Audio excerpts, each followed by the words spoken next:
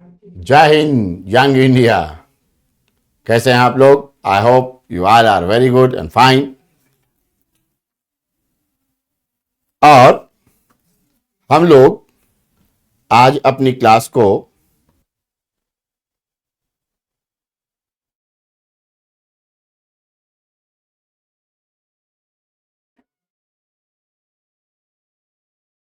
Good afternoon everyone. कुछ लोग good evening भी कह रहे हैं। जय हिंद जय भारत, है ना? तो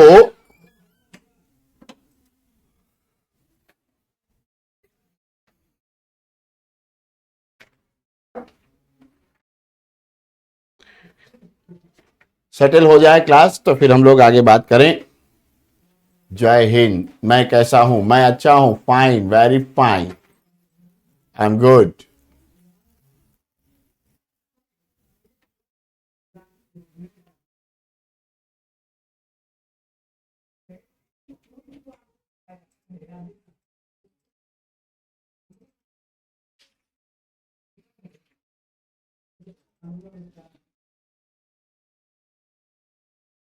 एंड आई होप दैट कि आप लोग को पीडीएफ मिल भी गया होगा, है ना? पीडीएफ कर रहे थे, पीडीएफ मिल गया क्या? पीडीएफ मिल गया क्या? स्टडी मटेरियल का पीडीएफ मिला? बताना जरा। गुड आफ्टरनून, राधे राधे तो हो ही रहा है, जो मैं पूछ रहा हूँ वो बता दो जरा। हाँ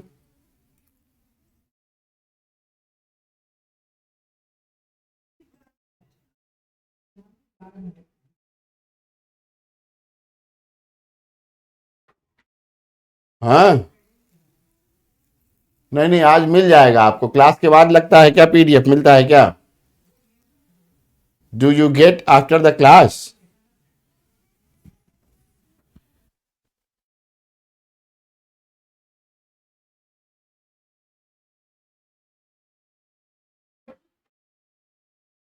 मुझे लगता है कि क्लास के बाद आप लोगों को मिलता होगा, इसलिए अभी नहीं मिला है ना? मिल जाएगा, चिंता ना करें आप। You will get. आज आपको पीडीएफ मिलेगा, ठीक है? वो अपलोड हो जाएगा, ये बात हो चुकी है, मैंने पीडीएफ ओके कर दिया है। हाँ मिल गया, देखो किसी ने लिख दिया मिल गया। आप लोगों ने चेक ही नहीं किया होगा। कुछ लोग तो अपना ध्यान देते नहीं है, अपना ध्यान नहीं देते हैं, दूसरों पर प्रश्न उठाते हैं। ये देखो लिख रहा है मिल गया सर। चलिए, थैंक यू। तो अभी थोड़ा थोड़ा मिलता रहेगा आपको, इसलिए आज से यहां कोई पीपीटी आपको नहीं दिखाई देगी क्लास में। I will speak Hindi and English both, and you have to write the things as I will do on the is this panel, electronic panel। ठीक है? मैं क्या करूंगा आप समझ गए होंगे। मैं समझाता जाऊंगा, कभी फ्लो चार्ट में, कभी, है ना, किसी तरीके से, और जैसे मैं समझाता जाऊंगा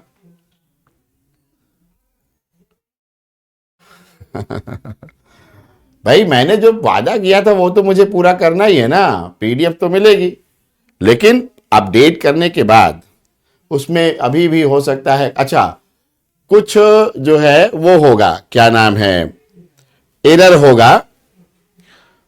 मान लीजिए हिंदी वाले में शब्दों का एरर हो सकता है ना? वो क्या होता है, एक कुर्ती देव से तो कौन से देव में ट्रांसफर करने उड़ने में फाइल कुछ शब्द थोड़े बहुत कटते हैं, लेकिन इतना नहीं दिक्कत होगी कि आपको समझ ना आए। आप सब समझ जाएंगे कि यहां ये कौन सा शब्द लिखा हुआ है।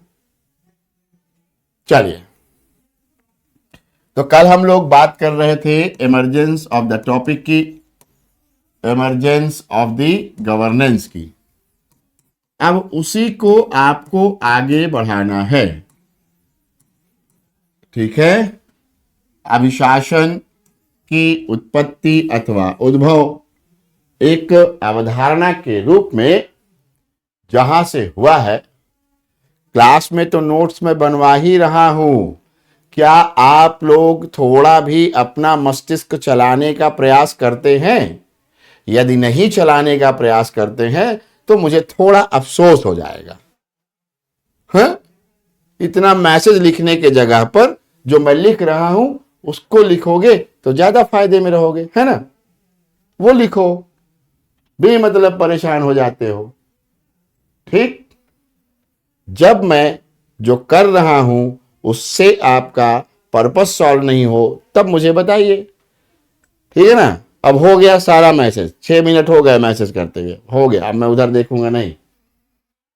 चलो, तो मैंने आपसे कहा कि ये देखिए, एक तरफ डेवलपमेंट, विकास का मामला, दूसरी तरफ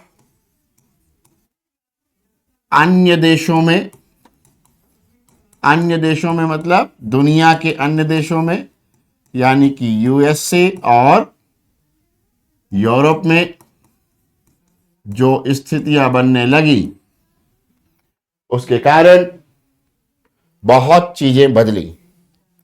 लेकिन जैसा कि आपने देखा था कीन्स की बात, जेएम कीन्स ने क्या कहा था? तो जेएम कीन्स ने राज्य को निवेश करने की बात की थी कि राज्य जो क्या करेगा, निवेश करेगा। क्यों करेगा ये सब आपको पता है, ठीक है? पहले ही हम लोग बात कर चुके हैं, ठीक है ना? तो जो है, अब देखिए कि क्या हुआ। डेवलपमेंट, विकास भारत में कैसा हो रहा था? तो विकास मॉडल क्या अपनाया गया? What was the development model? So model was top down model,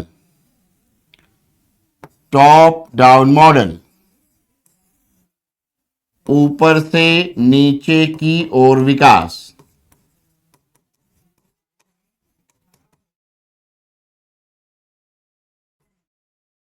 And in this it was advocated that if there will be development at the upper level, then it will reach to the lower strata also. इसमें माना गया कि यदि ऊपरी स्तर पर विकास हो जाएगा, जिसको लिखना है वो समझदार लोग हैं, वो लिखते रहेंगे इसी के साथ, ऊपरी स्तर पर विकास का लाभ किसको मिल जाएगा? विकास का लाभ जमीनी स्तर तक पहुंचेगा, will reach to the lower strata also, will reach to the lower strata also। और ये कैसे पहुंचेगा? तो इसको कहा गया ट्रिकल डाउन इफेक्ट, टपकन सिद्धांत। ठीक, जैसे स्प्रिंकल सिंचाई होती है वैसा टपकन सिद्धांत। लेकिन हम सभी जानते हैं कि ऐसा हुआ नहीं। ठीक, ऐसा इसलिए नहीं हुआ कि ऊपर के लेवल पर जो लोग बैठे थे इन्होंने नीचे टपकने ही नहीं दिया, नीचे कुछ आने ही नहीं दिया। देश की गरीब जनता जीभ निकाल के खड़ी थी कि अभी टपकेगी शहद और चुएगी मेरी जीभ पर, लेकिन ऐसा होने नहीं पाया। और जब ऐसा नहीं हुआ तो इसका कारण क्या था? तो इसका कारण था कई, आप जान चुके हैं, कई कारण थे। ठीक है, कई कारण थे इसके। अच्छा, एक बात मैं सबको फिर से दोहरा देना चाहता हूं कि मैं जो विषय पढ़ा रहा हूं वो गवर्नेंस है। इसका संबंध कई बार आपको इकोनॉमी से लगेगा, कई बार इसका संबंध आपको सोशियोलॉजी से पता चलेगा लगेगा, कई बार इसका संबंध जो है आपको पॉलिटी से लगेगा। और ऐसी स्थिति में जिन जिन से भी ये संबंधित रहेगा उससे संबंधित तमाम सारे विचार आएंगे, तमाम सारी बातें आएंगी। तो ये ध्यान रखें, ठीक है, ये ध्यान रखें कि मैं उन विषयों में प्रवेश करके, उन विषयों में जा करके इकोनॉमी का कॉन्सेप्ट नहीं पढ़ाऊंगा, ठीक, ना ही मैं सोशियोलॉजी का कॉन्सेप्ट पढ़ाऊंगा, ना ही मैं कुछ और कराऊंगा। बस मैं उसका नाम लूंगा और आगे बढ़ता जाऊंगा, ठीक, ध्यान से समझिएगा। तो अब जो है क्या हुआ, अब कोई पूछ रहा है विकास मॉडल क्या है, इकोनॉमी में पढ़िए विकास मॉडल क्या है, ठीक। चलिए, तो क्या हुआ कि यहां निचले स्तर पर विकास का लाभ नहीं आया, निचले स्तर पर।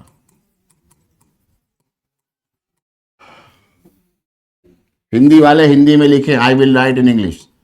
एट द लोअर लेवल, निचले स्तर पर क्या हुआ, लाभ नहीं पहुंचा।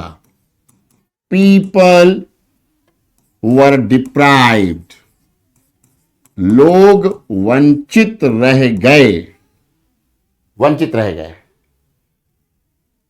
And the problem was several. कौन कौन सी, तो इसके कारण क्या ढूंढे गए, कारण, रीजंस।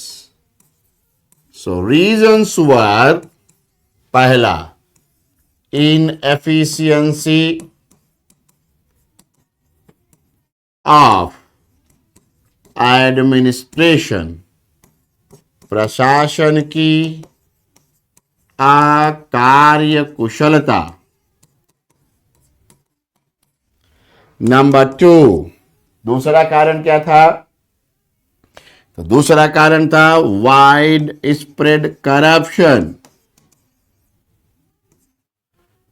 तीसरा कारण क्या था, वेस्टेज ऑफ रिसोर्सेज। अच्छा, भ्रष्टाचार, भ्रष्टाचार कारण था। फिर वेस्टेज ऑफ रिसोर्सेज, संसाधनों की बर्बादी, संसाधनों की बर्बादी, ओके। और क्या कारण था, रेड टेपिज्म, या वस्तुओं का या संगठनों का नौकरशाहीकरण कर लिया जाना।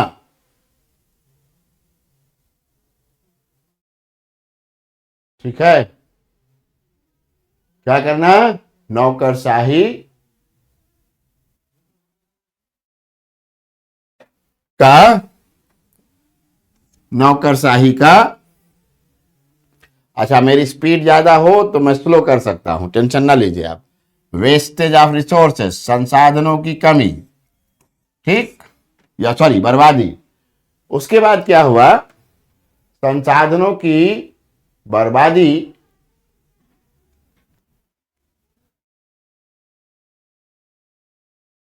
और red tapism.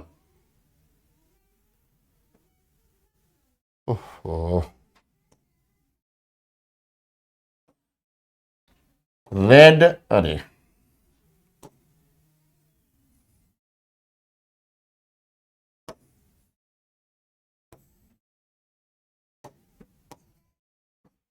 Red tapism, Lal फीताशाही,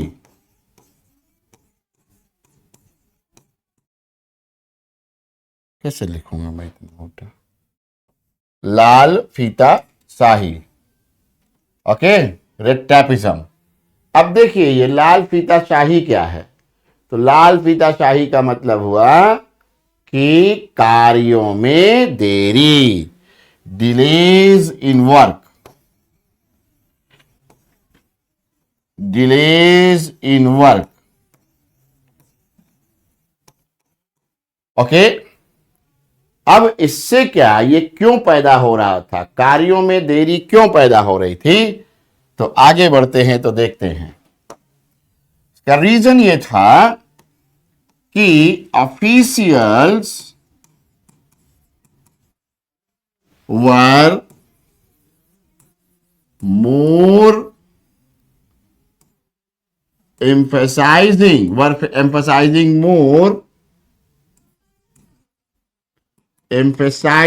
more on means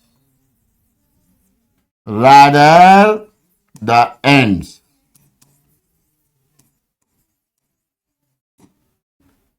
जो भी सरकारी कर्मचारी थे वे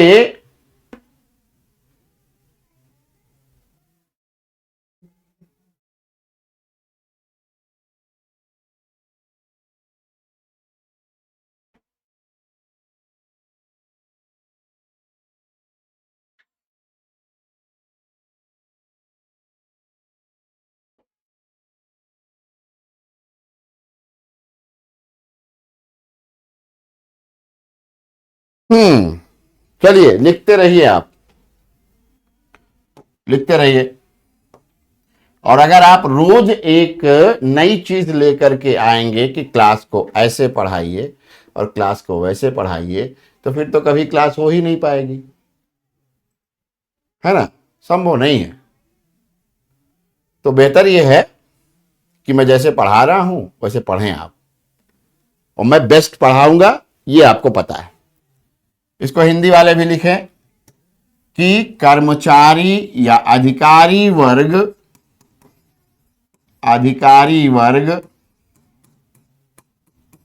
या कर्मचारी, चाहे जो लिख लीजिए, लक्ष्य के बजाय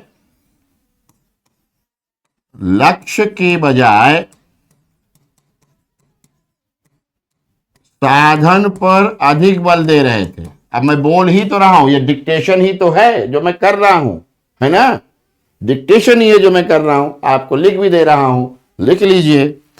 साधन पर अधिक बल दे रहे थे, साधन पर अधिक बल दे रहे थे। इसका मतलब यह हुआ, अब उनका साधन क्या था, तो उनका साधन था नियम, विनियम, प्रक्रिया।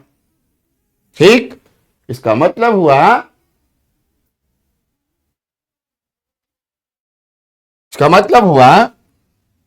कि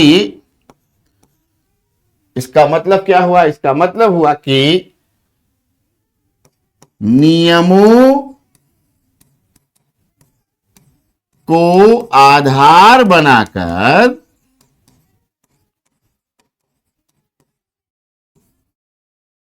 कार्य ना करने का बहाना ढूंढते थे, इन द नेम ऑफ।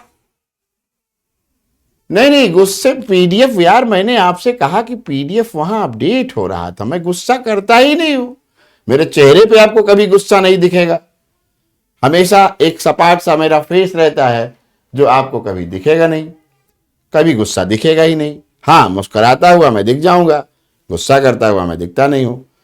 पीडीएफ जो है वो मैंने आपको पहले ही बताया था कि भाई ऑफिस में वो दिया गया है, क्या कहते हैं, अपडेट करने के लिए, तो अपडेट करके आपके पास आ गया। नियमों को आधार बनाकर क्या किया गया, नियमों को आधार बना करके वो लोग काम टालते थे। ठीक है, तो यहां क्या लिखेंगे आप इंग्लिश में, इन the name of rules and procedures they were, in the name of rules and procedure, they were ignoring the work। इसका मतलब क्या हुआ, लक्ष्य क्या है,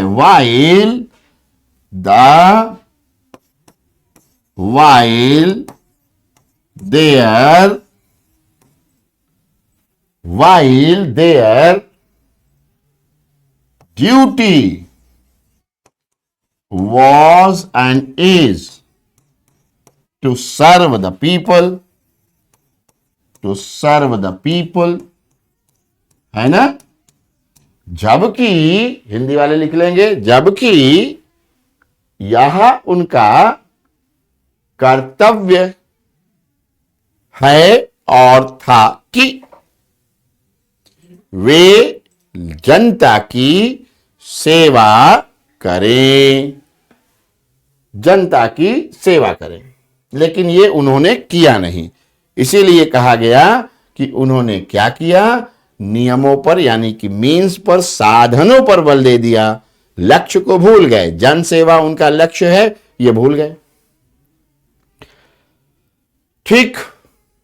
और दूसरी तरफ आपने ये देखा कि सभी जो है, हाँ 100 एंड, अच्छा एक और बात समझ लीजिए आप लोग, पता नहीं काहे भ्रम में रहते हैं, शॉर्ट नोट्स ही चाहिए, क्योंकि आपका अभी आप देखते रहिए, जिसको शॉर्ट नोट समझ रहे हैं, धीरे धीरे ये 200, 150 से 200 वर्ड हो जाएंगे और उतना ही लिखना है। 500 वर्ड का टाइम अब रहा नहीं, दौर नहीं रहा। हाँ कुछ लोग बाधित कर रहे हैं, अब मैं ध्यान नहीं दूंगा उधर, ठीक है बेटा। चलिए ओके, अब देखिए, एक तो ये हो गई स्थिति। दूसरी तरफ जो घाटा आपने कल देख लिया है, घाटा डेफिसिट कि चारों तरफ डेफिसिट था और यहां तक कि भारत को सोना तक गिरवी रखना पड़ा था, बाद में सोना बेच भी दिया उन्होंने, वो सब आप देख चुके हैं, घाटा। अब ये जो है, अगर यही स्थिति जो 80s में भारत में हो रही थी, 80 के दशक में जो भारत में बहुत उफान पर दिखी, वही स्थिति अगर हम देखें तो 70s में ही दिख गई थी। कहां? 70s में, 60s के लास्ट में ही दिखना शुरू हो गई थी अमेरिका और यूरोप में। सो अगला है जो है आपका बन सकता है पैराग्राफ, वर्ल्ड वाइड। अब हम वैश्विक स्तर पर जरा सिचुएशन को समझने चल रहे हैं। वैश्विक स्तर पर क्या हुआ, तो वैश्विक स्तर पर लेट 70s में, इसकी चर्चा मैं कर चुका हूं, इसलिए यहां शॉर्ट में जा रहा हूं और आपको उत्तर में भी शॉर्ट में ही लिखना है। लेट 70s में, in late 70s in United Kingdom, Margaret Thatcher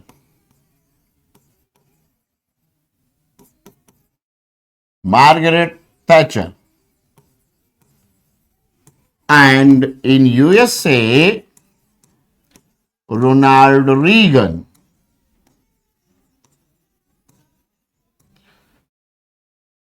सत्तर के, हिंदी वाले लिखें 70 के दशक के अंतिम वर्षों में, 70 के दशक के अंतिम वर्षों में ब्रिटेन, ग्रेट ब्रिटेन या यूनाइटेड किंगडम लिख दें, यूनाइटेड किंगडम की प्रधानमंत्री मार्गरेट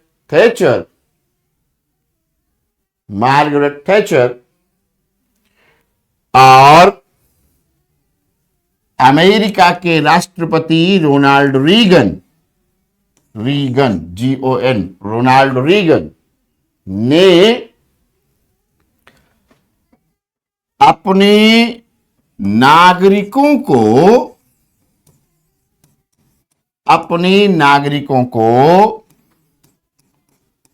उदारीकरण अपनाए जाने हेतु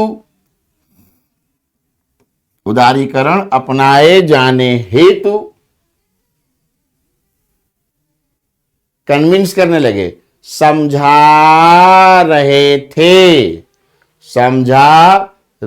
थे। Ronald Reagan were convincing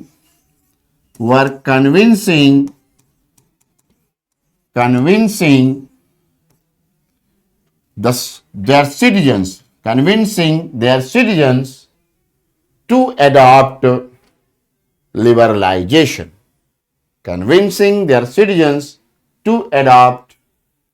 convincing their citizens to adopt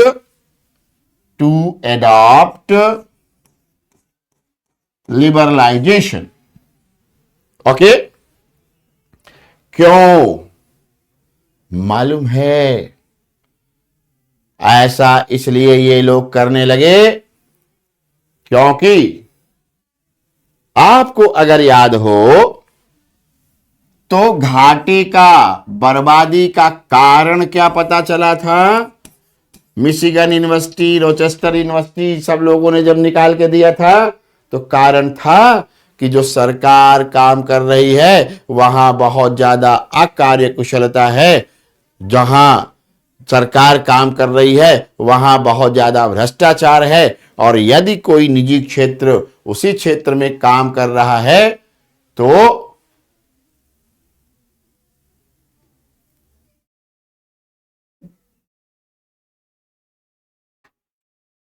बहुत तेजी से फ्लोरिश कर रहा है।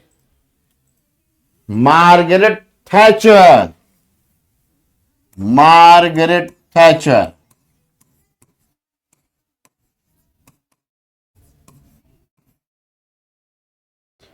और अमेरिका में रोनाल्ड रीगन,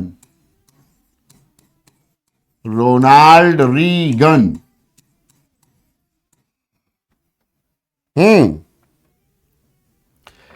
तो ये अपने नागरिकों को सिखा रहे थे, समझा रहे थे कि भाई क्या करो, ठीक है, क्या करो, यही करो, ठीक। चलिए, उदारीकरण के लिए अपने नागरिकों को समझा रहे थे। क्यों? तो आपको कारण पहले से ही पता है, बस उन्होंने ये कहा कि ऐसा क्यों होना चाहिए। तो आपको पता है कि जिस समय कीन्स की अवधारणा लागू हुई उसी समय से क्या हो गया था? उसी समय से कल्याणकारी राज्य हो गया था, पहले ही बता चुका हूं। और एक बात और ध्यान रखिए, बहुत सारी बातें जो मैं यहां बोलता हूं या बोल रहा हूं, ठीक है, तो इसका मतलब जो है क्या हुआ? इसका मतलब हुआ कि आपको पहले बताया जा चुका है, आप बेमतलब परेशान हो रहे हैं। आप कहीं ना कहीं उसको लिखे हुए हैं फिर भी आप परेशान हो रहे हैं। तो आप ना तो कंफ्यूज होइए और ना ही परेशान होइए, ठीक है ना। और अभी भी चौथी पांचवी क्लास में भी जिसको समझ नहीं आ रहा है वो, उसको मैं बार बार कहता हूं कि पीछे की क्लासेस जाके पहले समझिए, ठीक। और लिखवाने का लाइन बाय लाइन लिखवा रहा हूं, बार बार मैं बोल रहा हूं, लाइन बाय लाइन लिखवा रहा हूं, ठीक है। फिर से ध्यान से लिखिएगा, अपने आप समझ आएगा। जब मैं लिखना शुरू करता हूं वहीं से आपको लिखना है। जब मैं यहां खड़े होकर के बोल रहा हूं आपको नहीं लिखना है, दैट्स इट। क्यों परेशान है? ठीक है ना। चलिए, कितना क्या लिखना है सब यहां मैं लिख रहा हूं, फिर बता दे रहा हूं, मैं लगातार लिख रहा हूं, आपको लिखना है, ठीक। चलिए, तो अब क्या हुआ, फिर से आपको लिखना है। तो उन्होंने कहा, रोनाल्ड रीगन ने और इन्होंने, अब उसको नहीं लिखना कि कहा, आप पहले ही लिख चुके हैं कि अपने नागरिकों को समझा रहे थे, उसी के आगे बढ़ जाता है ये, ठीक। They said welfarism is so simple that it restricts our initiation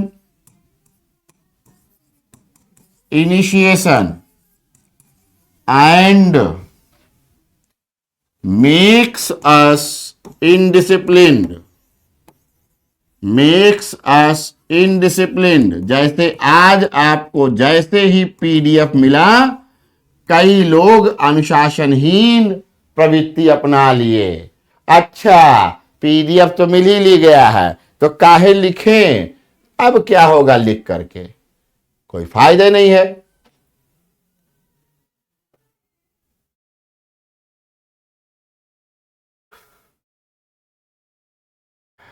समझ में आया? वेलफेयरिज्म इतना प्रॉब्लम करता है। खैर, हिंदी वाले लिखेंगे। उन्होंने कहा कि कल्याणकारी अवधारणा इतनी सरल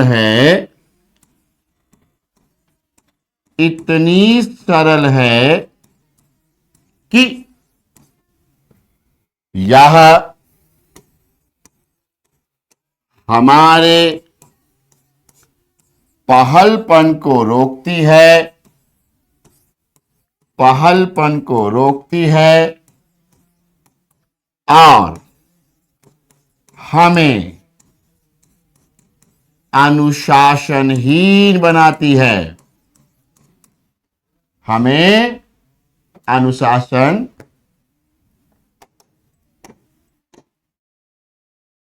अनुशासनहीन बनाती है। अब ऐसा क्यों कह रहे हैं? तो मैंने अभी जो एग्जाम्पल दिया वो कोई मजाक वाला एग्जाम्पल नहीं है। दरअसल ठीक प्रॉब्लम क्या है? प्रॉब्लम यह है कि जब किसी को यह पता रहे कि मैं करूं या ना करूं, किसी और के द्वारा मेरे लिए कर दिया जाएगा, तो वो क्या हो जाता है? पहल नहीं करता है। आप सबने एक बड़ा ही खूब टीका टिप्पणी हुई थी एक मुद्दे पर, जब आपके प्रधानमंत्री ने कहा कि भाई भारत में तो पकौड़े तलने वाले भी अच्छा पैसा कमा रहे हैं। दरअसल उनका यह मंतव्य नहीं था कि पकौड़ा तलना है, बल्कि वो ये कहना चाहते थे कि भैया इनिशिएट करो, पहल करो, पहलपन। और ये जो इनिशिएशन है, इसी को आप स्टार्टअप समझ सकते हैं। ये क्या है? स्टार्टअप, जो आज आप कहते हैं स्टार्टअप खुल रहा है। स्टार्टअप क्या है? शुरू करना, पहल करना, और तो कुछ है नहीं स्टार्टअप। ठीक, तो अगर ये स्टार्टअप आज आ रहे हैं तो क्यों आ रहे हैं? क्योंकि सरकार उस दिशा में काम ही नहीं कर रही।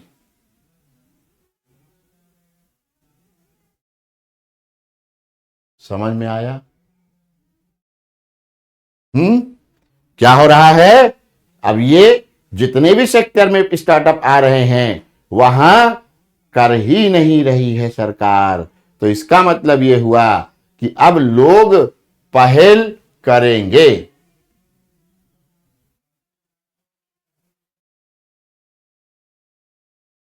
ठीक है, चलिए। तो अब जो है, अगर आप देखें, एक काम करिए, मैं चाहता हूं कि इनके चैट अब बंद हो जाए।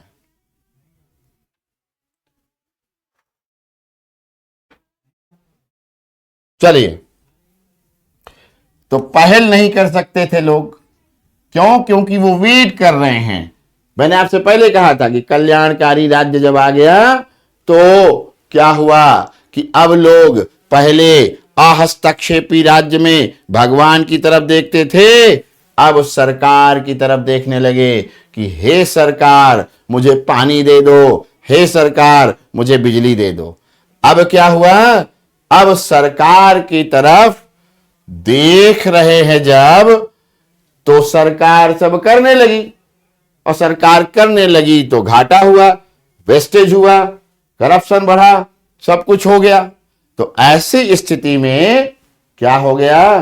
कहने लग गए रोनाल्ड रीगन, और कहने लग गए कि अगर कल्याणकारी ना रहे, अगर राज्य उदारीकरण को अपना ले तो राज्य का स्वरूप कैसा हो जाएगा, ये मैं पहले बता चुका हूं।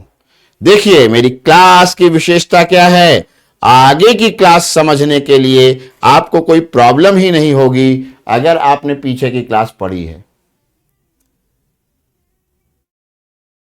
याद आया मैंने कहा कि कहा है आपको तीनों स्टेट का बताया, अहस्तक्षेपी, हस्तक्षेपी और नियामकीय, और उस समय यह भी बताया था कि रेगुलेटरी स्टेट कैसे बन रहा है। तो वही हो गया, यानी कि इन दोनों ने वेलफेरिज्म को मना करते हुए रेगुलेटरी स्टेट की वकालत की, है ना, रेगुलेटरी स्टेट, नियामकीय राज्य। और अब इनके यहां क्या हो गया, अब इनके यहां उदारीकरण आ गया। तो उदारीकरण से due to liberalisation market was advocated as an alternative to the government. इस प्रकार एक विकल्प के रूप में सरकार के, लिख लीजिए, इस प्रकार सरकार के एक विकल्प के रूप में बाजार की वकालत की गई, बाजार की वकालत की गई। इसका मतलब क्या हो गया, इसका मतलब हुआ उन्होंने कहा कि मिनिमम गवर्नमेंट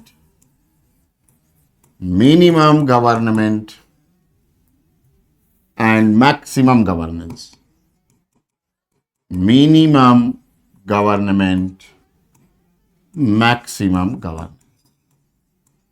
आगे हिंदी वाले लिख लें, इस प्रकार अधिक न्यूनतम सरकार,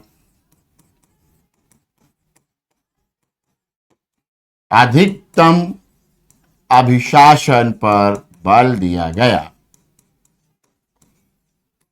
चलिए ध्यान से समझिए, पब्लिक सेक्टर में, सरकारी क्षेत्र में प्राइवेट सेक्टर को लेट 70s में 1978 तक आते आते क्या हो गया, यूरोप में और अमेरिका में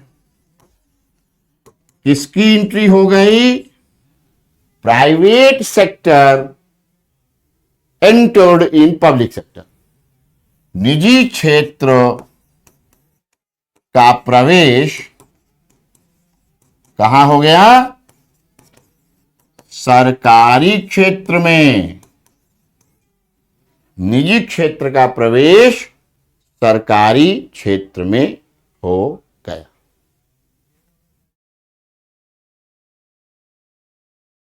ठीक है,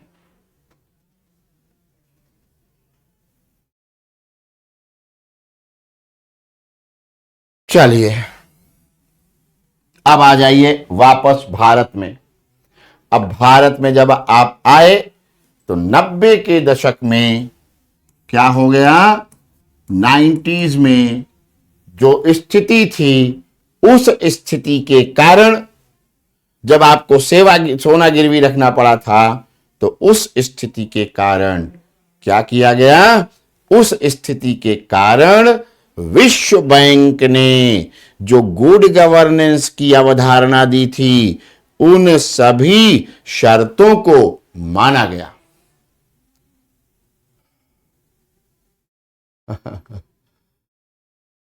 on board without, thank you यार, इस पे ज्यादा अच्छा लग रहा है ना आप सबको क्लास, बिना उसके क्या नाम है पीपीटी के। देखो पीपीटी से मुझे पढ़ाना पसंद नहीं है, वो यूट्यूब वगैरह पे वीडियो डालने के लिए तो ठीक है, लेकिन वो जमता नहीं। Teaching is not like that, teaching जरा काम करने की चीज है। चलिए तो अब क्या हुआ, ध्यान से समझिए। भारत में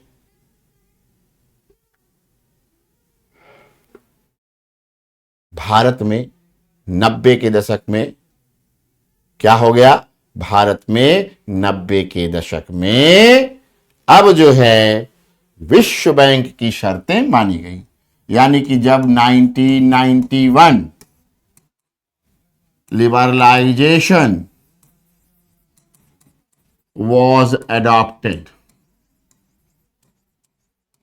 है ना, नरसिंह राव मनमोहन सिंह एरा, 1991 में भारत में उदारीकरण अपनाया गया।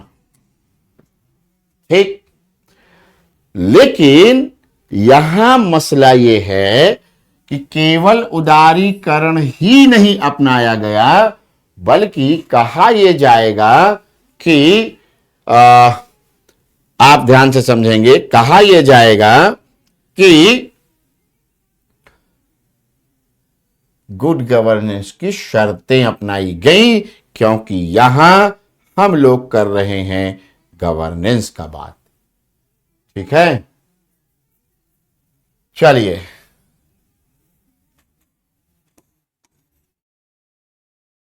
तो यहां लिख दिया जाए, उदारीकरण अपनाए जाने के साथ, लिखिए जल्दी से, उदारीकरण अपनाए जाने के साथ गुड गवर्नेंस, विश्व बैंक द्वारा उदारीकरण अपनाए जाने के साथ विश्व बैंक द्वारा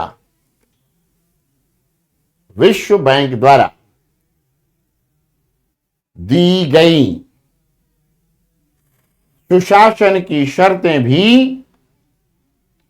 स्वीकार की गई। With the adoption of liberalization, with the adoption of liberalization, the conditions of good governance given by World Bank were also accepted.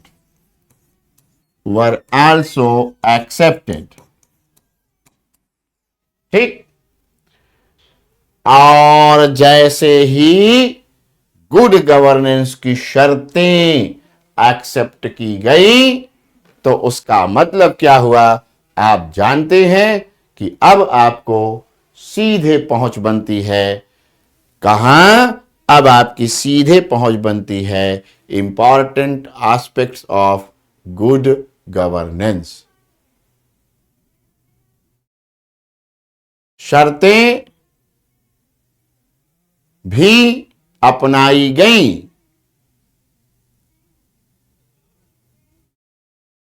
ठीक है,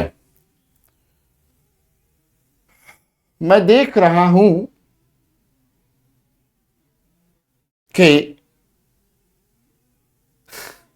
मेरे छात्र कितने अच्छे हैं, इसीलिए कई बार देख लेता हूं, उधर देख लेता हूं, कुछ सोचता रहता हूं तो देख लेता हूं।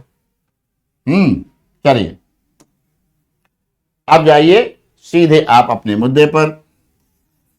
अगला हेडिंग और topic, important aspects of governance. दो आपको केवल अकाउंटेबिलिटी और ट्रांसपेरेंसी सिलेबस में दिया गया है, लेकिन हमने आपसे कहा है कि हमें सारा पढ़ना है जो विश्व बैंक की शर्तों में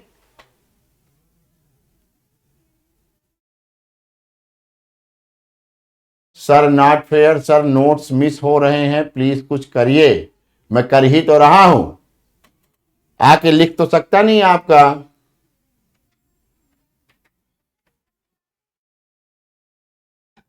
बिना कमेंट के पढ़ रहे हैं ये चैटिंग फौज को। हाँ ठीक है, समझ रहा हूं मैं।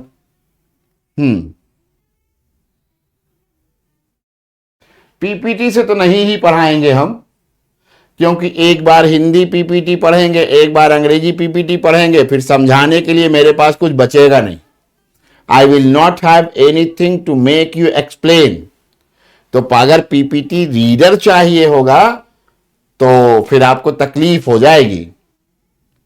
You will face big problem, कुछ समझ नहीं आएगा, एक्सप्लेनेशन पार्ट लगभग खत्म हो जाएगा। लिबरलाइजेशन आप अपने पॉलिटी या फिर इकोनॉमी की क्लास में समझिए। गवर्नेंस के महत्वपूर्ण पक्ष, और मुझे जब समझाना होगा, जब लिबरलाइजेशन का कोई औचित्य आएगा समझाने का, तो मैं समझा दूं। हां, सभी शर्तें स्वीकार की गई भाई। तो इसीलिए अब हमको क्या करना होगा, गवर्नेंस के महत्वपूर्ण पक्ष जो आपने पहले ही लिख रखे हैं, कहां लिख रखे हैं आपको पता है, गुड गवर्नेंस या उत्तम शासन के। और या फिर आपको याद होगा तो मैंने जब पहली क्लास ली थी, उस पहली क्लास में ही जो है क्या कहते हैं, मैंने ये सारी बातें आपको बता दी थी।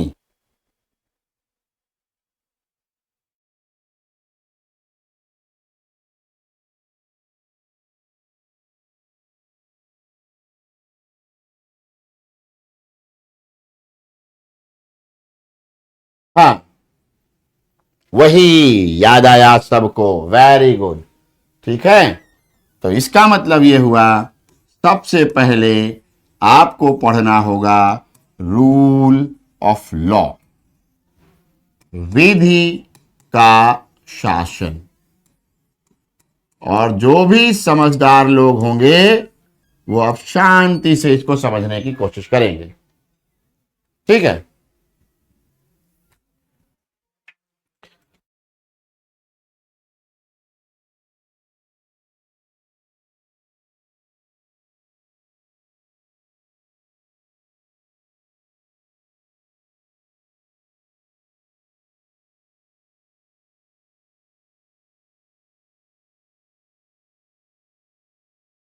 चलिए तो हम लोग क्या पढ़ेंगे, रूल ऑफ लॉ। जैसा कि आप जानते हैं, आपकी नोट्स भी इसी से बन जाएगी, समझ भी आ जाएगा, सब कुछ हो जाएगा। हां, विधि का शासन, शायद आप जानते होंगे कि as a concept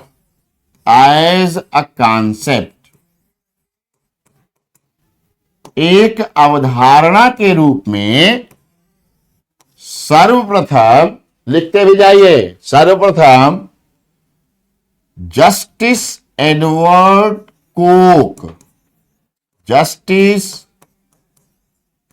Edward Coke has proposed it। Justice Edward Coke ने इसको प्रस्तावित किया था। एडवर्ड कोक ने इसे प्रस्तावित किया था एक अवधारणा के रूप में। जस्टिस एडवर्ड कोक ने इसे प्रस्तावित किया था। ठीक, उसके बाद क्या हुआ, लेटर ऑन, कालांतर में, हिंदी वाले भी लिखते चलें, कालांतर में, later on A.V. Dicey has given a detailed account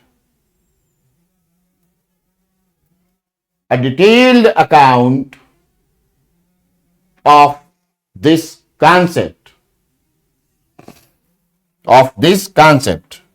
कालांतर में एवी डाइसी ने इस अवधारणा का विस्तृत विवरण किया। इस अवधारणा का विस्तृत विवरण दिया। He wrote a book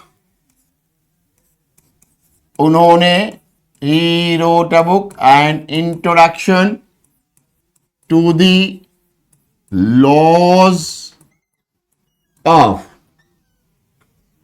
the constitution.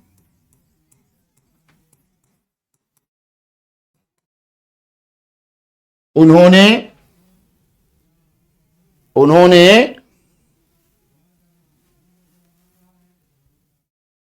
संविधान की विधियों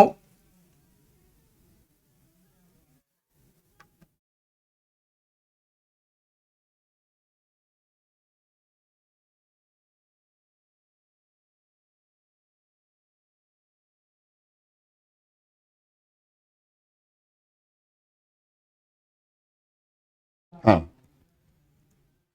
चलिए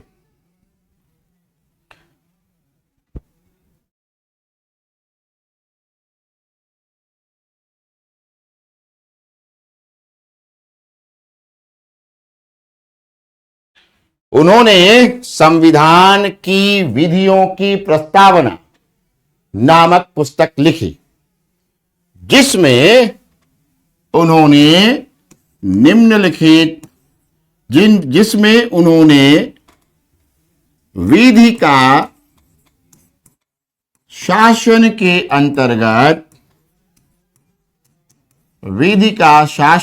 अंतर्गत निम्नलिखित 3 सिद्धांत दिए।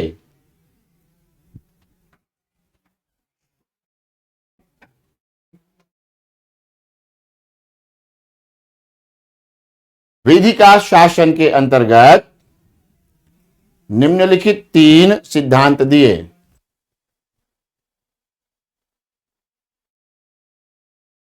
चला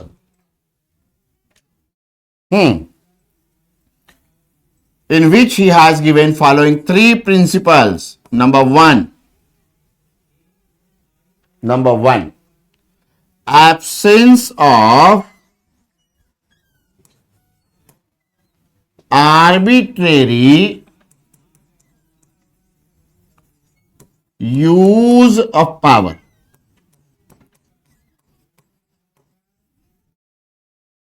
शक्ति के निरंकुश प्रयोग का अभाव। शक्ति के निरंकुश प्रयोग का अभाव। ठीक। Second, equality before the law. Equality before the law.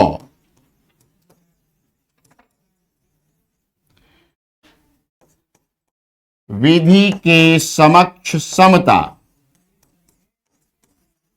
विधि के समक्ष समता। थर्ड, तीसरा उन्होंने दिया, third, the constitution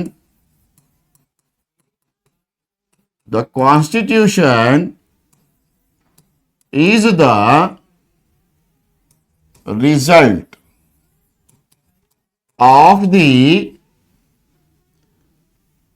ordinary law of the land. Law of the land. Hindi में लिखेंगे संविधान देश के सामान्य विधियों का परिणाम है। यानी कि सामान्य विधियों से बना हुआ है। सामान्य विधियों का परिणाम है, मतलब सामान्य विधियों से बना हुआ है।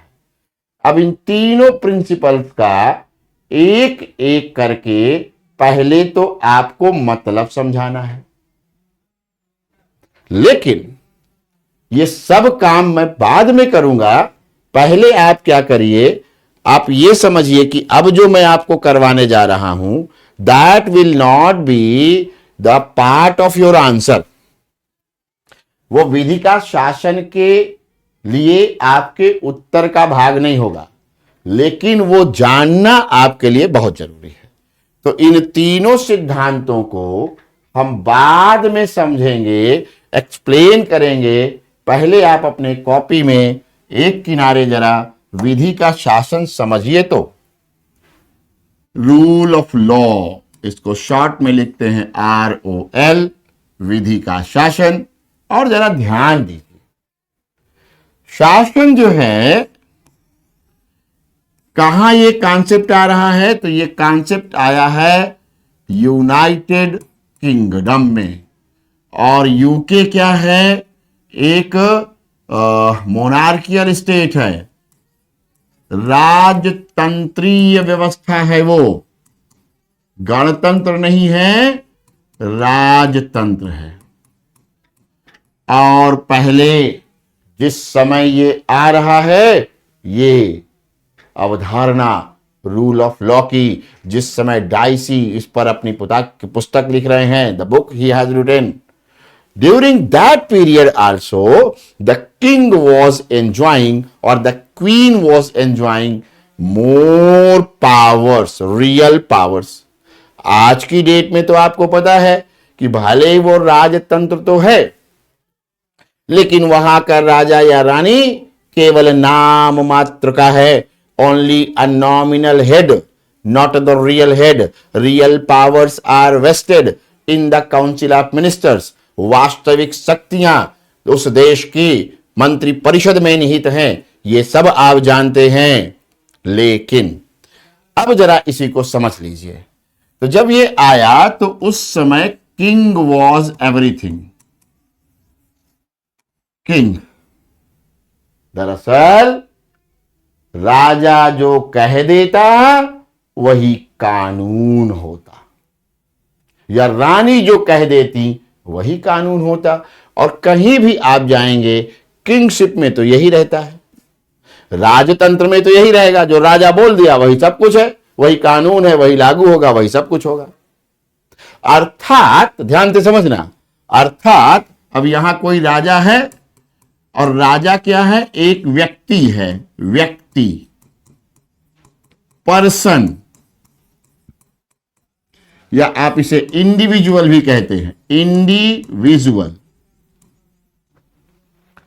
ठीक। और जब भी कोई व्यक्ति हो, अब वो राज कर रहा हो, तो इसका मतलब क्या हुआ कि उसके पास रूल करने की समस्त शक्तियां निहित होंगी। तो किंग क्या होता है? होता था, किंग ही जो है अल्टीमेट लॉ मेकर है। ठीक, अल्टीमेट लॉ मेकर, अनंतिम विधि निर्माता, अनंतिम विधि निर्माता, अल्टीमेट लॉ मेकर इंग्लिश में लिख दीजिए। फिर अल्टीमेट एग्जीक्यूटर मीन्स अनंतिम कार्यपालक, सेम लिखें, अनंतिम कार्यपालक। और फिर ultimate justice was also vested in him. ठीक, न्यायिक शक्तियां भी उसी में, अनंतिम न्यायिक शक्तियां भी उसी में निहित थी। का मतलब क्या हुआ? राजा एक है और कर सब कुछ रहा है, वही सब कुछ कर रहा है। व्यक्ति है, और अगर कोई व्यक्ति में, किसी भी एक व्यक्ति में इतनी तरीके की, यानी कि लॉ मेकिंग, एग्जीक्यूशन, जस्टिस, सारी पावर्स निहित हो जाएं, तो इस बात की पूरी संभावना बनी रहेगी कि वह डिक्टेटर हो सकता है, निरंकुश हो सकता है, और सबसे बड़ी बात क्या कर सकता है? Arbitrary use of power. उसके पास जो शक्तियां हैं, उन शक्तियों का मनमाना प्रयोग कर सकता है, शक्तियों का मन माना प्रयोग कर सकता है। और पहला ही सिद्धांत डाइसी ने दिया है, absence of arbitrary use of power. पहला ही सिद्धांत उसने दिया कि शक्तियों के निरंकुश अथवा मनमाने प्रयोग का अभाव। और मनमाना प्रयोग कैसे, तो इसका एक एग्जाम्पल देता हूं मैं आपको। आपने एक मूवी जरूर देखी होगी, हो सकता है ज्यादातर लोगों ने देखी हो सकता है कुछ लोगों ने ना भी देखी हो। एक मूवी आई थी अकबर आजम पर, महाराज अकबर पर बनी थी, किंग एम्परर अकबर पर, जोधा अकबर। और जोधा अकबर में आपने एक दो सीन अगर आपने देखा होगा तो आपको याद होगा। अकबर बाजार जाते हैं, मार्केट, ये पता करने की जनता उनके बारे में क्या सोचती है। तो देखते हैं कि अरे भाई वहां तो एक वर्ग विशेष की जनता अपने राजा से नफरत करती है। क्यों करती है? तो पता चला कि वो टैक्स लगाता है। कौन सा टैक्स लगाता है? जाजिया। तीर्थ यात्रा, हिंदुओं को तीर्थ यात्रा के पर जाने हेतु टैक्स देना पड़ता था, शुल्क देना पड़ता था, जिसका नाम जजिया था। तो अकबर आए वापस दरबार में और उन्होंने कहा कि अब जजिया नहीं होगा। Means the law which was being run in the name of the king जजिया नाउ एबॉलिश्ड। इसका रेफरेंस मैं इसलिए दे रहा हूं, अभी आपको क्लियर हो जाएगा। अब उसके बाद क्या हुआ, वहीं पर एक धार्मिक गुरु थे। धार्मिक गुरु ने कहा कि नहीं, गुस्ताखी माफ हो जहांपना, पर आप धर्म के मामलों में बोल नहीं सकते। तो अकबर ने जवाब दिया कि ऐसा कौन सा दीन है या धर्म है जो दूसरे धर्म के लोगों को अपनी पूजा पाठ के लिए मजबूर करे कर देने के लिए। ये तो धार्मिक नहीं है। लेकिन बात यहां से हटा करके अब ले चलता हूं मैं दूसरी जगह। उनको शांत करा दिया धार्मिक गुरु को। फिर एक सीन आप देखिए उसी मूवी में है, माहम अनगा का बेटा जिसे अकबर अपने भाई जैसा मानता था, उन्हीं जो धर्म गुरु थे काजी साहब, उनके साथ मिल करके अकबर के विरुद्ध रिवोल्ट करता है। और जब रिवोल्ट करता है तो अकबर को मारने आता है। अकबर उसको पकड़ लेता है, पकड़वा लेता है और फिर आगरा के किले से नीचे फेंकवाता है। पहली बार फेंकवाता है, पूछता है मरा? तो जवाब आया नहीं हुजूर। तो बोला फिर ऊपर ले आओ। बुर्ज से ऊपर से नीचे फेंकवा रहा था, फिर ले गए ऊपर, फिर फेंकवाया, फिर पूछा मरा? तो लोगों ने कहा नहीं। तो कहा फिर फेंको। तीसरी बार फेंकवाया जब तक कि उसकी मौत। तो न्याय का अंतिम अधिकारी भी वही है और न्याय वह क्रूरतम भी कर सकता है। वह किम जोंग जुंग बन सकता है कि अपने सगे मामा को तोप में बांध के उड़वा दे। इसका मतलब यह हुआ कि यदि किसी व्यक्ति के पास सभी शक्तियां निहित हो जाएं तो निरंकुश होने के, उसके डिक्टेटर होने की पूरी संभावना है। और ऐसी स्थिति में नुकसान किसका होगा? तो ऐसी स्थिति में नुकसान होगा आम जनता का। किसका नुकसान होगा? हमारा, आपका। हम आप क्या नहीं कर पाएंगे? हम अपने अधिकारों का आनंद नहीं उठा पाएंगे। हमारे पास अधिकार हो सकता है हो ही ना, जैसे कि नॉर्थ कोरिया की इस समय स्थिति है। हम स्वतंत्रता का आनंद नहीं उठा पाएंगे, लिबर्टी का आनंद नहीं उठा पाएंगे और हम हो सकता है क्रश कर दिए जाएं। हमारी स्थिति अफगानिस्तान जैसी हो जाए, हमारी स्थिति पाकिस्तान के नागरिकों जैसी हो जाए, हमारी स्थिति म्यांमार के नागरिकों जैसी हो जाए। इसलिए कौन शासन करे तो बेहतर होगा? तो डाइसी ने कहा कानून का शासन होना चाहिए, no individual but the law.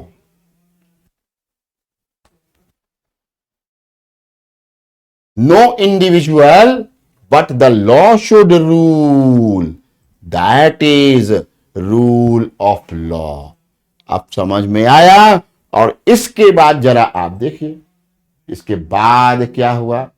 ठीक है, चलिए, तो अब विधि का शासन का एक पक्ष आपने ये देखा कि व्यक्ति के पास शक्तियां हो, कोई बात नहीं, क्योंकि कोई ना कोई तो प्रधानमंत्री बनेगा ही बनेगा, कोई ना कोई तो क्वीन बनेगा ही बनेगा, हैं? लेकिन अगर वो यूनाइटेड किंगडम है तो वहां के राजा या रानी को केवल नाम मात्र की शक्तियां मिलेंगी, और यदि भारत का प्रधानमंत्री है या ब्रिटेन का प्रधानमंत्री है या अमेरिका का राष्ट्रपति है या कोई भी है, विशेष रूप से parliamentary form of democratic governments में बात करेंगे हम लोग, क्योंकि parliamentary form of democratic governments में ये बहुत अच्छे से पूरी तरह से लागू होता है, खास करके ब्रिटेन में।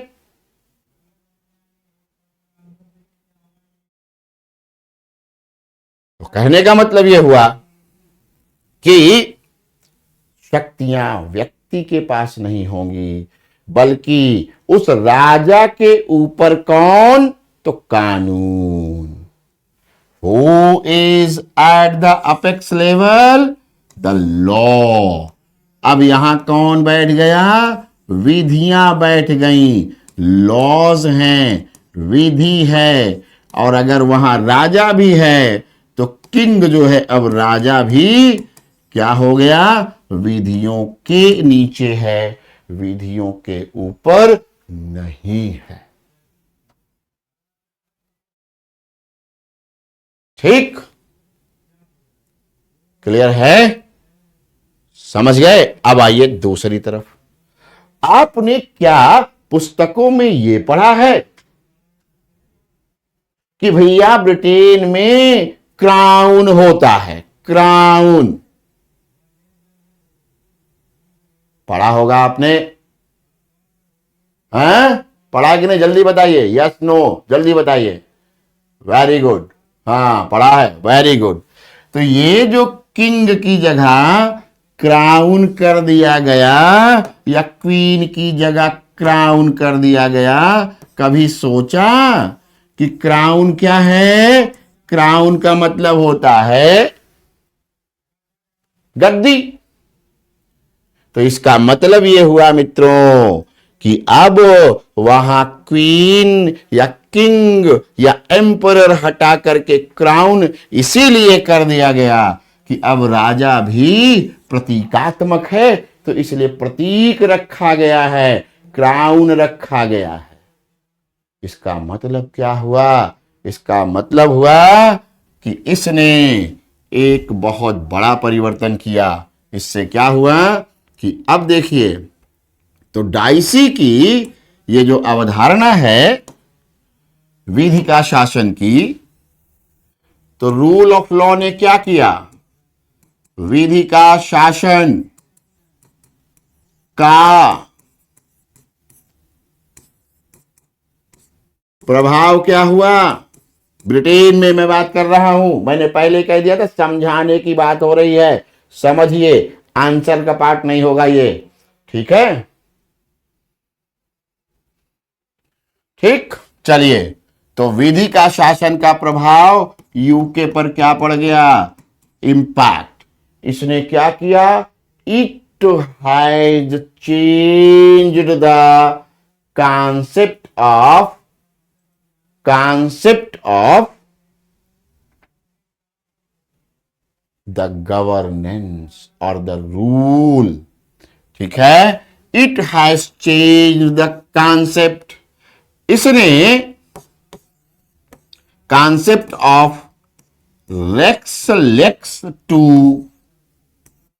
Lakes rex. अब हिंदी हो आपका माध्यम और चाहे अंग्रेजी, ये आपको लिखना ही पड़ेगा। इंग्लिश वाले भी इसको लिख लें।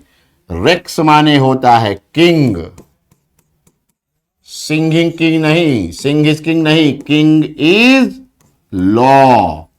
तो किंग इज लॉ कहां बदल गया? किंग इज लॉ बदला कहां पर? लॉ इज किंग बन गया। किसने बनाया? विधि का शासन की अवधारणा ने। ठीक, क्या हो गया? लिख लिया आपने कि राजा ही कानून है से, राजा ही कानून है की अवधारणा को बदल करके कानून ही राजा है कर दिया, या विधि ही राजा है कर दिया। अब राजा कानून नहीं है।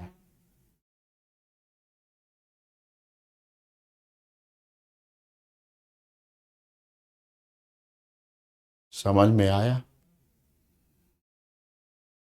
चलिए, तो ये हुआ रूल ऑफ लॉ की अंडरस्टैंडिंग। आज के बाद जितने लोगों ने भी गंभीरता से इसको सुना होगा या नहीं सुने होंगे गंभीरता से, तो दोबारा जब क्लास देखेंगे तो मैं ये प्रॉमिस कर सकता हूं, या उनको खुद ही एहसास हो गया होगा कि अब वो रूल ऑफ लॉ बहुत सारे लोगों को समझा सकते हैं। खुद ही नहीं समझ पाए हैं बल्कि समझा सकते हैं। चलिए, अब आते हैं हम लोग अपने अगले मुद्दे पर, और हमारा अगला मुद्दा बहुत ही स्पष्ट है, और वो है रूल ऑफ लॉ जो डाइसी ने दिया है वह समझना।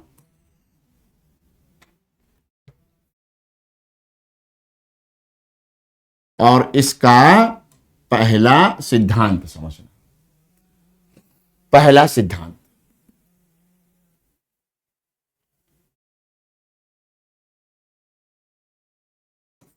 रेक्स माने किंग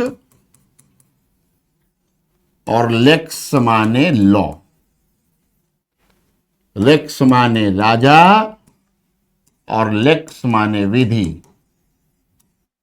ठीक, चलिए,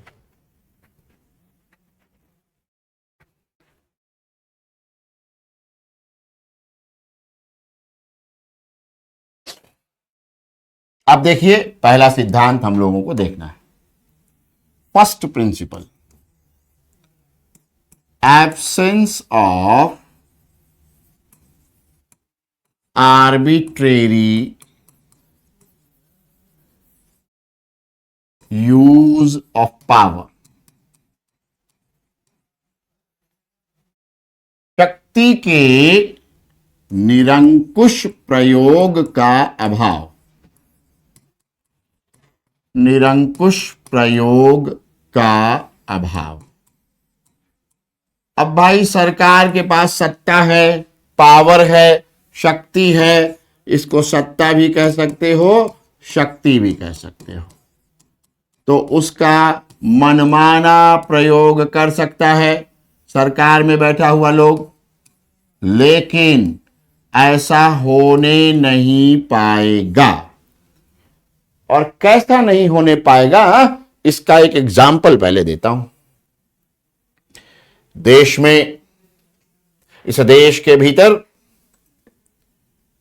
निवास करने वाला सभी भारतीय नागरिक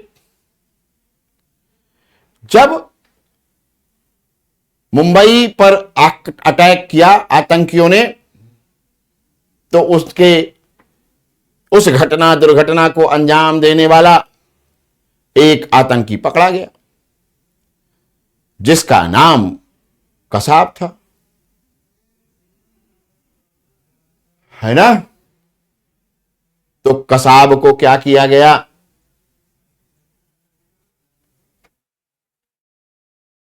तो कसाब को क्या किया गया?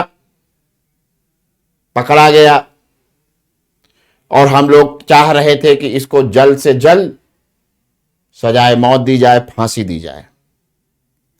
लेकिन हो क्या रहा था, उसका भारत सरकार ट्रायल करा रही थी और वो बिरयानी मंगा मंगा के खा रहा था। देश गुस्से से उबल रहा था और देश गुस्से से उबलते हुए ये कह रहा था कि जब सीसीटीवी कैमरे में दिख रहा है, यहां दिख रहा है, वहां दिख रहा है, सब जगह तो दिख रहा है, तो इसको खड़े करके चौराहे पर गोली क्यों नहीं मार देते, इसको फांसी क्यों नहीं दे देते। पूरा देश ऐसी डिमांड कर रहा था। पर यदि हम ऐसा कर देते तो हमें और तालिबानी शासन में, अफगानिस्तान के तालिबानी शासन में या किसी और देश में जहां कानून राज नहीं करता है, जहां पावर का बिल्कुल मनमाना प्रयोग होता है, नॉर्थ कोरिया हो गया या तमाम अफ्रीकन कॉन्टिनेंट के देश हो गए, हमारी गिनती उनमें हो जाती। हम हैं कौन? तो हम हैं विधि का शासन का पालन करने वाले देश। और जब हम विधि का शासन का पालन करने वाले देश हैं तो हम क्या नहीं करेंगे, हम अपनी शक्ति अथवा सत्ता का मनमाना प्रयोग नहीं करेंगे। तो इसमें डाइसी ने क्या कहा, तो डाइसी ने क्या कहा यह जरा समझ लीजिए। डाइसी ने कहा कि नो पर्सन, हिंदी में भी लिखवाऊंगा, टेंशन मत लेना, ये नोट्स का पार्ट है और जो पीछे बगल में समझाया था वो बगल में आपके समझने का पार्ट था। No person shall be punished और made to suffer of his body और property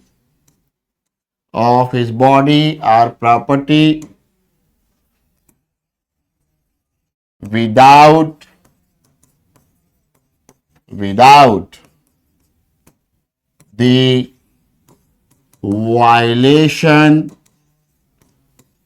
of a law and any law has been violated should be determined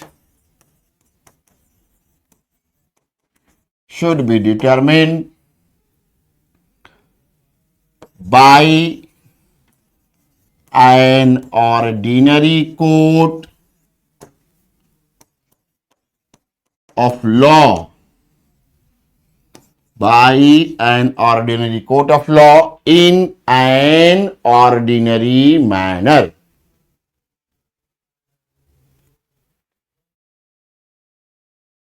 ठीक, लिखिए जरा हिंदी में, इसका मतलब लिख रहे हैं आप, निरंकुश प्रयोग के अभाव का मतलब, अर्थात किसी भी व्यक्ति को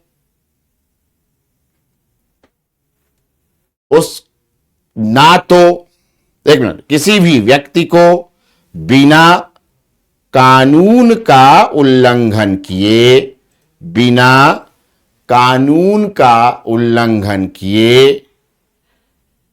ना तो कोई शारीरिक दंड दिया जा सकता है, ना ही उसकी संपत्ति को क्षति पहुंचाई जा सकती है, और ना ही उसकी संपत्ति को क्षति पहुंचाई जा सकती है।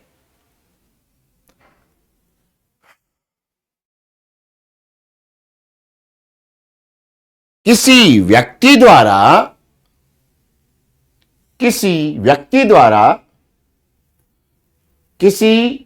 द्वारा कानून का उल्लंघन हुआ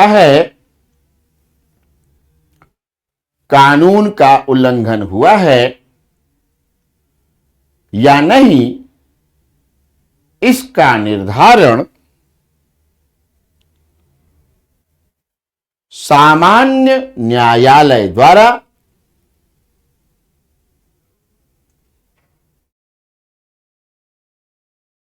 सामान्य न्यायालय द्वारा सामान्य विधियों के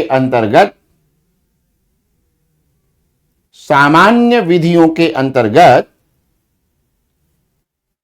सामान्य तरीके से किया जाना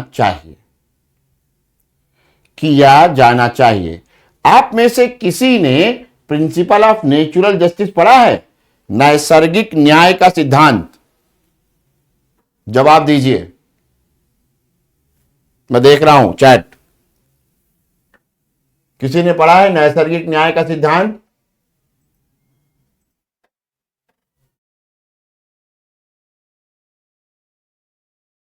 नहीं।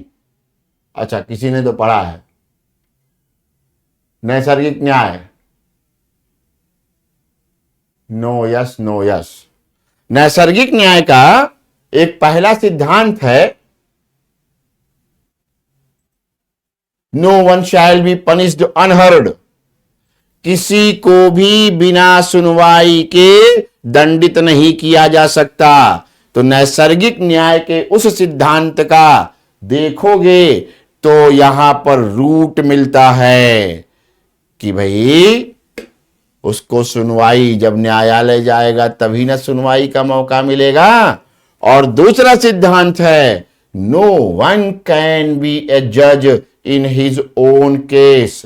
कोई भी व्यक्ति अपने ही मामले में जज नहीं बन सकता। तो आपको नुकसान तो पहुंचाया कसाब ने, लेकिन आप जज नहीं बन सकते। जज ही जज का काम करेगा, जज ही डिसाइड करेगा कि ये कसाब को कौन सा दंड दिया जाए। आप डिसाइड नहीं कर सकते, मैं डिसाइड नहीं कर सकता। नहीं तो क्या हो जाएगा? जंगल राज हो जाएगा। आप कहेंगे कि नॉर्थ कोरिया हो गया भारत, आप कहेंगे कि अफगानिस्तान हो गया भारत, आप कहेंगे कि पाकिस्तान हो गया भारत, आप कहेंगे म्यांमार हो गया भारत, या अफ्रीकन कंटिनेंट जैसा हो गया भारत। तो कोई अपने मामले में जज भी नहीं बन सकता। वो भी इस प्रथम सिद्धांत में है। अगर आप ढंग से पढ़ेंगे तो मैंने आपको पहले ही कहा था, और मैं जितना कहता हूं उससे ज्यादा डिलीवर करता हूं। मैं कहता कम हूं, डिलीवरी ज्यादा करता हूं। ध्यान में रखना, ठीक? तो दोनों सिद्धांतों की जड़ केवल इसी एक सिद्धांत में कर दिया, कह दिया सीधे सीधे। अरे मैं ऐसे ही पढ़ाता हूं, मैं गुस्से में नहीं आता, ये मेरा स्टाइल है। कुछ दिनों बाद आपको पता चलेगा कि ये व्यक्ति ऐसा है कि जब अपने मूड में आता है तो पूरी एनर्जी के साथ ऐसा ही पढ़ाता है। This is my style. मैं पहले भी बोल चुका हूं, मुझे गुस्सा नहीं आता। आपका जो मन है करिए, वो आपका पेशा है। That is your business. Mind business is to make you understand the topics, not only to teach you. मेरा बिजनेस ये है कि आपको केवल आकर के, और वो क्या कहते हैं, क्या बोलते हैं उसको, लड़ना उड़ना। मूर्ख लड़ते हैं, विद्वानों को लड़ने की जरूरत नहीं पड़ती है। अपने पक्ष में या किसी और के पक्ष में लड़ने की जरूरत नहीं पड़ती। विद्वान अपना काम बुद्धि से निकालते हैं। तो जो है, आप ये ध्यान रखिए कि ये जो बात है, दोनों सिद्धांत नैसर्गिक न्याय के यहीं पर हैं। आगे बढ़ते हैं। अब देखिए, जब इन्होंने ये कह दिया कि भाई कोई भी क्या होगा, किसी भी कानून के उल्लंघन का निर्धारण न्यायालय करेगा, और किस तरह से करेगा? ऑर्डिनरी न्यायालय में जाना है, और ऑर्डिनरी कानून के अंतर्गत होगा, सामान्य विधियों के अंतर्गत निर्धारण होगा। ये बार बार ऑर्डिनरी ऑर्डिनरी क्यों कह रहे हैं? Can anyone guess? Can anyone guess why Dicey is repeating very several 2, 3, 4 times?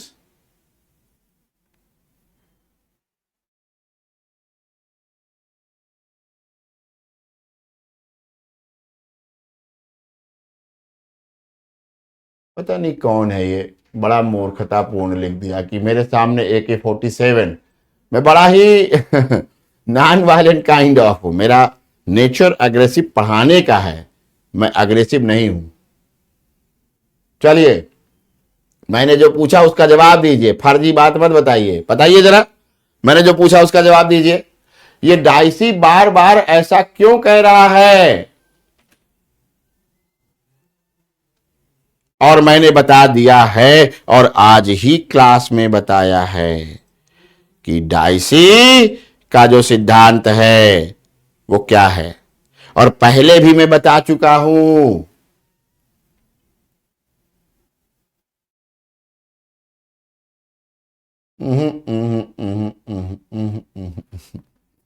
फिर बता देता हूं, चलिए याद दिलाता हूं।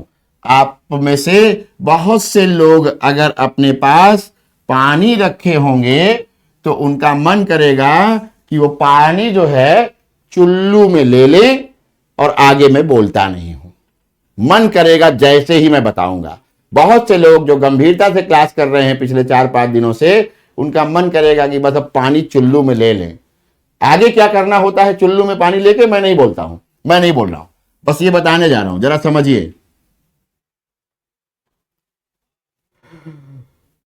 फ्रांस में डुअल लॉ था। In France there is dual law. France में दोहरा कानून चल रहा था और चलता है, अभी भी चल रहा है। और वहां पर एक तो ऑर्डिनरी लॉ है, तो दूसरा एडमिनिस्ट्रेटिव लॉ है ना, प्रशासनिक विधि है।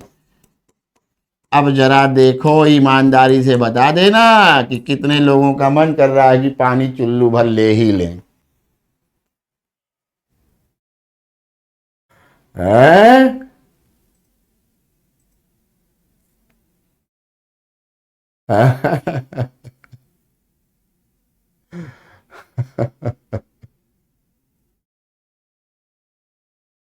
बहुत लोग लो फील कर रहे हैं। हाँ।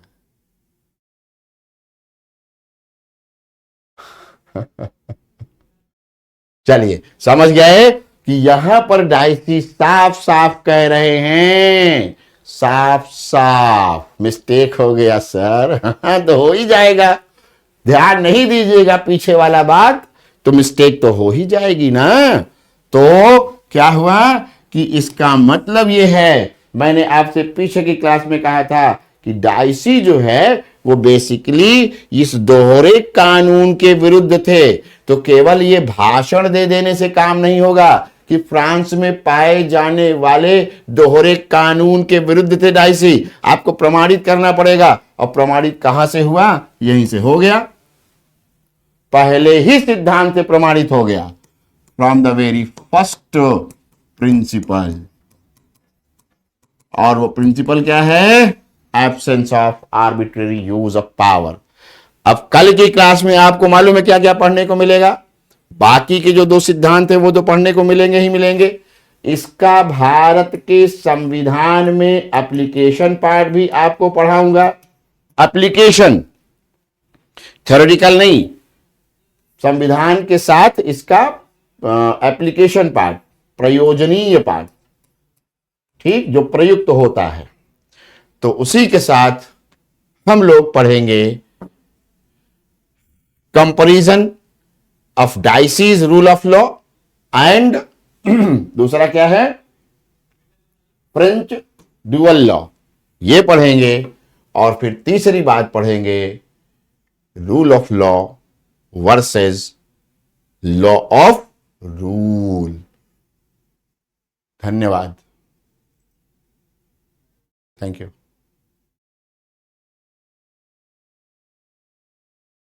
Thank you.